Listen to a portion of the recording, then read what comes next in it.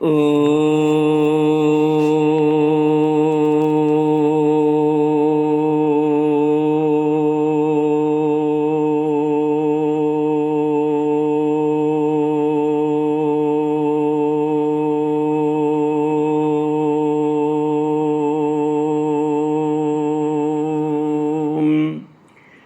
गुरुचरण कमलेभ्यो नमः। श्री गणेशाय नमः। श्री सरस्वत्यै नमः। श्री विष्णवे नमः। श्री कृष्ण गोविंद हरे मुरारे, हे नाथ नारायण वासुदेव। श्री कृष्ण गोविंद हरे मुरारे, हे नाथ नारायण वासुदेव। हे नाथ नारायण वासुदेव। हे नाथ नारायण वासुदेव। श्री कृष्ण गोविंद हरे मुरारे, हे नाथ नारायण वासुदेव। कृष्णाय वासुदेवाय हरये परमात्मने प्रणतक्लेशनाशाय गोविंदाय नमो नमः। कृष्णाय वासुदेवाय देवकी नंदनाय च नंद गोप कुमाराय गोविंदाय नमो नमः। सच्चिदानंद रूपाय विश्वोत्पत्त्यादि हेतवे तापत्रय विनाशाय श्री कृष्णाय वयं नमः।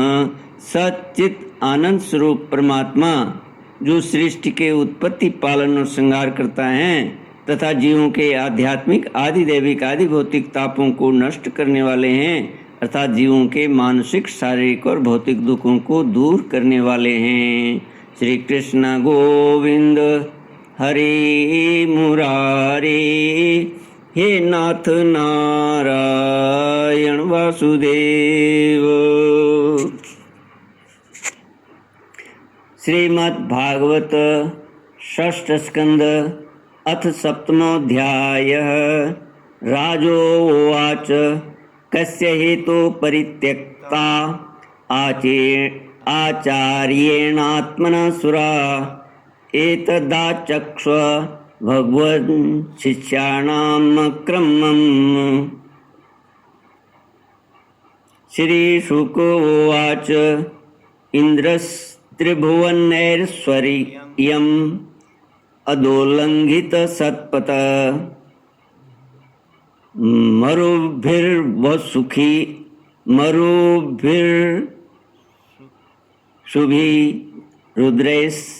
रुद्रैरादित्यैर्विभु नृपः। श्रीमद् भागवत षष्ठ स्कंद छठा अध्याय सातवां अध्याय छठा स्कंद। बृहस्पति के द्वारा देवताओं का त्याग और विश्वरूप का देवगुरु के रूप में वर्ण। राजा परीक्षित ने पूछा, भगवान, देवाचार्य बृहस्पति जी ने अपनी प्रिय शिष्य देवताओं को किस कारण त्याग दिया था? देवताओं ने अपने गुरुदेव का ऐसा कौन सा अपराध कर दिया था? आप कृपा करके मुझे बतलाइए। श्री सुखदेव जी ने कहा, राजन, इंद्र को त्रिलोकी का ऐश्वर्य पाकर घमंड हो गया था। इस घमंड के कारण वे धर्म मर्यादा का सदाचार का उल्लंघन करने लगे थे। एक दिन की बात है, वे भरी सभा में अपनी पत्नी शची के साथ ऊंचे सिंहासन पर बैठे हुए थे। 49 मरुदगण, 8 वसु, 11 रुद्र, आदित्य, ऋभुगण, विश्वदेव, साध्यगण और दोनों अश्वनी कुमार उनकी सेवा में उपस्थित थे। सिद्ध, चारण, गंधर्व, ब्रह्मवादी मुनिगण विद्याधर, अप्सराएं, किन्नर, पक्षी और नाग उनकी सेवा और स्तुति कर रहे थे। सब और ललित स्वर से देवराज इंद्र की कीर्ति का गान हो रहा था। ऊपर की ओर चंद्रमंडल के समान सुंदर श्वेत वस्त्र, सुंदर श्वेत छत्र शोभायमान था। चंवर, पंखे आदि महाराजोचित सामग्रियां यथास्थान सुसज्जित थी। इस दिव्य समाज में देवराज बड़े ही सुशोभित हो रहे थे। इसी समय देवराज इंद्र और समस्त देवताओं के परम आचार्य बृहस्पति जी वहाँ आए। उन्हें सुर असुर सभी नमस्कार करते हैं। इंद्र ने देख लिया कि वे सभा में आए हैं, परंतु वे न तो खड़े हुए और न आसन आदि देकर गुरु का सत्कार ही किया। यहाँ तक कि वे अपने आसन से हिले डुले तक नहीं। त्रिकालदर्शी समर्थ बृहस्पति जी ने देखा कि यह ऐश्वर्य मद का दोष है। बस वे झटपट वहाँ से निकलकर चुपचाप अपने घर चले आए। परीक्षित, उसी समय देवराज इंद्र को चेत हुआ। वे समझ गए कि मैंने अपने गुरुदेव की अवहेलना की है। वे भरी सभा में स्वयं ही अपनी निंदा करने लगे। हाय हाय, बड़े खेद की बात है कि भरी सभा में मूर्खतावश मैंने ऐश्वर्य के नशे में चूर होकर अपने गुरुदेव का तिरस्कार कर दिया। सचमुच मेरा यह कर्म अत्यंत निंदनीय है। भला कौन विवेकी पुरुष इस स्वर्ग की राजलक्ष्मी को पाने की इच्छा करेगा? देखो तो सही, आज इसी ने मुझ देवराज को भी असुरों के से रजोगुणी भाव से भर दिया। जो लोग यह कहते हैं कि सार्वभौम राज सिंहासन पर बैठा हुआ सम्राट किसी के आने पर राज सिंहासन से न उठे, वे धर्म का वास्तविक स्वरूप नहीं जानते। ऐसा उपदेश करने वाले कुमार्ग की ओर ले जाने वाले हैं। ऐसा उपदेश करने वाले कुमार्ग की ओर ले जाने वाले हैं। वे स्वयं घोर नरक में गिरते हैं। उनकी बात पर जो लोग विश्वास करते हैं वे पत्थर की नाव की तरह डूब जाते हैं। श्री कृष्ण गोविंद हरे मुरारे, हे नाथ नारायण वासुदेव। मेरे गुरुदेव बृहस्पति जी ज्ञान के अथाह समुद्र हैं। मैंने बड़ी शठता की। अब मैं उनके चरणों में अपना माथा टेक कर उन्हें मनाऊंगा। श्री सुखदेव जी कहते हैं, परीक्षित, देवराज इंद्र इस समय सोच ही रहे थे कि भगवान बृहस्पति जी अपने घर से निकलकर योग बल से अंतर्धान हो गए।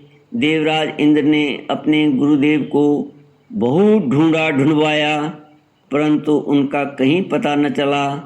तब वे गुरु के बिना अपने को सुरक्षित न समझकर देवताओं के साथ अपनी बुद्धि के अनुसार स्वर्ग की रक्षा का उपाय सोचने लगे, परंतु वे कुछ सोच भी न सके। उनका चित्त अशांत ही बना रहा। परीक्षित, दैत्यों को भी देवगुरु बृहस्पति और देवराज इंद्र की अनबन का पता लग गया। तब उन मदोन्मत्त और आतताई असुरों ने अपने गुरु शुक्राचार्य के आदेशानुसार देवताओं पर विजय पाने के लिए धावा बोल दिया। उन्होंने देवताओं पर इतने तीखे तीखे बाणों की वर्षा की कि उनके मस्तक, जंघा, बाहु आदि अंग कट कट कर गिरने लगे। तब इंद्र के साथ सभी देवता सिर झुकाकर ब्रह्मा जी की शरण में गए।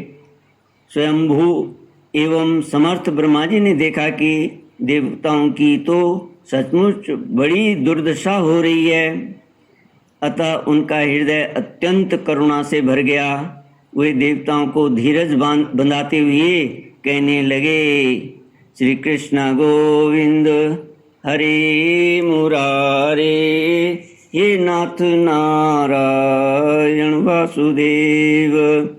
ब्रह्मा जी ने कहा, देवताओं, यह बड़े खेद की बात है। सचमुच तुम लोगों ने बहुत बुरा काम किया। हरे हरे, तुम लोगों ने ऐश्वर्य के मद से अंधे होकर ब्रह्म ज्ञानी वेदज्ञ एवं संयमी ब्राह्मण का सत्कार नहीं किया। देवताओं, तुम्हारी उसी नीति का यह फल है कि आज समृद्धशाली होने पर भी तुम्हें अपने निर्बल शत्रुओं के सामने नीचे देखना पड़ा। देवराज इंद्र, देखो, तुम्हारे शत्रु भी पहले अपने गुरुदेव शुक्राचार्य का तिरस्कार करने के कारण अत्यंत निर्बल हो गए थे, परंतु अब भक्ति भाव से उनकी आराधना करके वे फिर धन जन से संपन्न हो गए।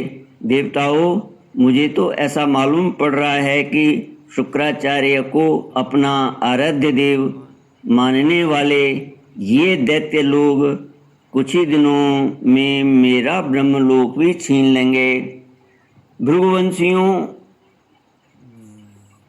भृगुवंशियों ने उन्हें अर्थशास्त्र की पूरी शिक्षा दे रखी है। ये जो कुछ करना चाहते हैं उनका भेद तुम लोगों को नहीं मिल पाता।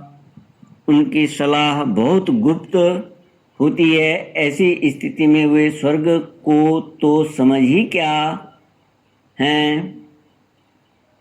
वे चाहे जिस लोक को जीत सकते हैं। सच है, जो श्रेष्ठ मनुष्य ब्राह्मण गोविंद और गौओं का अपना सर्वस्व मनाते हैं, अपना सर्वस्व मानते हैं और जिन पर उनकी कृपा रहती है उनका कभी अमंगल नहीं होता। इसलिए अब तुम लोग शीघ्र ही त्वष्टा के पुत्र विश्वरूप के पास जाओ और उन्हीं की सेवा करो। वे सच्चे ब्राह्मण, तपस्वी और संयमी हैं। यदि तुम लोग उनके असुरों के प्रति प्रेम को क्षमा कर सको और उनका सम्मान करोगे तो वे तुम्हारा काम बना देंगे। श्री सुखदेव जी कहते हैं, परीक्षित, जब ब्रह्मा जी ने देवताओं से इस प्रकार कहा तब उनकी चिंता दूर होगी। वे त्वष्टा के पुत्र विश्वरूप ऋषि के पास गए और उन्हें हृदय से लगाकर यूं कहने लगे, श्री कृष्ण गोविंद हरे मुरारे, हे नाथ नारायण वासुदेव। देवताओं ने कहा, बेटा विश्वरूप, तुम्हारा कल्याण हो। हम तुम्हारे आश्रम पर अतिथि के रूप में आए हैं। हम एक प्रकार से तुम्हारे पितर हैं, इसलिए तुम हम लोगों की समयोचित अभिलाषा पूर्ण करो। जिन्हें संतान हो गई हो, उन सत्पुरुषों का भी सबसे बड़ा धर्म यही है कि वे अपने पिता तथा अन्य गुरुजनों की सेवा करें। फिर वे ब्रह्मचारी हैं, उनके लिए तो कहना ही क्या है। वत्स, आचार्य वेद की, पिता ब्रह्मा जी की, भाई इंद्र की और माता साक्षात पृथ्वी की मूर्ति होती हैं। इसी प्रकार बहन दया की, अतिथि धर्म की, अभ्यागत अग्नि की और जगत के सभी प्राणी अपने आत्मा की ही मूर्ति हैं, आत्मस्वरूप होते हैं। पुत्र, हम तुम्हारे पितर हैं। इस समय शत्रुओं ने हमें जीत लिया है। हम बड़े दुखी हो रहे हैं। तुम अपने तपोबल से हमारा यह दुख, दारिद्र्य, पराजय टाल दो। पुत्र, तुम्हें हम लोगों की आज्ञा का पालन करना चाहिए। तुम ब्रह्मनिष्ठ ब्राह्मण हो, अतः जन्म से ही हमारे गुरु हो। हम तुम्हें आचार्य के रूप में वर्ण करके तुम्हारी शक्ति से अनायासी शत्रुओं पर विजय प्राप्त कर लेंगे। पुत्र, आवश्यकता पड़ने पर अपने से छोटे का पैर छूना भी निंदनीय नहीं है। वेद ज्ञान को छोड़कर केवल अवस्था बड़प्पन का कारण भी नहीं है। श्री सुखदेव जी कहते हैं, परीक्षित, जब देवताओं ने इस प्रकार विश्वरूप से पुरोहिती करने की प्रार्थना की, तब परम तपस्वी विश्वरूप ने प्रसन्न होकर उनसे अत्यंत प्रिय और मधुर शब्दों में कहा।